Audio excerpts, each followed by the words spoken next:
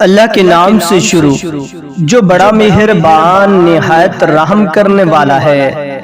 عبداللہ بن عمر سے روایت ہے کہ ایک سفر میں جو ہم نے کیا تھا، نبی کریم صلی اللہ علیہ وآلہ وسلم ہم سے پیچھے رہ گئے اور آپ صلی اللہ علیہ وآلہ وسلم ہم سے اس وقت ملے جب عصر کی نماز کا وقت آن پہنچا تھا۔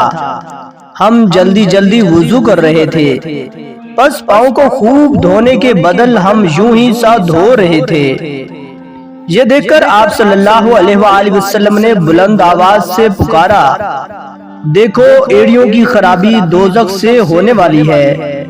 2 یا 3 بار آپ صلی اللہ علیہ وآلہ وسلم نے یوں ہی بلند آواز سے فرمایا۔ عبداللہ بن عمر رضی اللہ تعالیٰ عنہ سے روایت ہے کہ نبی کریم صلی اللہ علیہ وآلہ وسلم نے فرمایا، درختوں میں ایک درخت ایسا ہے کہ اس کے پتے نہیں جھڑتے، اور مسلمان کی مثال اسی درخت کی سی ہے، بتاؤ وہ کون سا درخت ہے؟ یہ سن کر لوگوں کا خیال جنگل کے درختوں کی طرف دوڑا۔ عبداللہ رضی اللہ تعالیٰ عنہ نے کہا کہ میرے دل میں آیا کہ وہ کھجور کا درخت ہے، مگر میں اپنی کم سنی کی شرم سے نہ بولا۔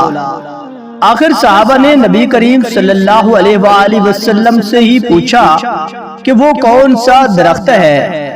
آپ صلی اللہ علیہ وآلہ وسلم نے فرمایا، وہ کھجور کا درخت ہے۔ دوستو، اللہ پاک سے دعا ہے کہ اللہ پاک ہمیں حدیث مبارکہ پر عمل کرنے کی توفیق و ہمت عطا فرمائے۔ آمین ثم آمین۔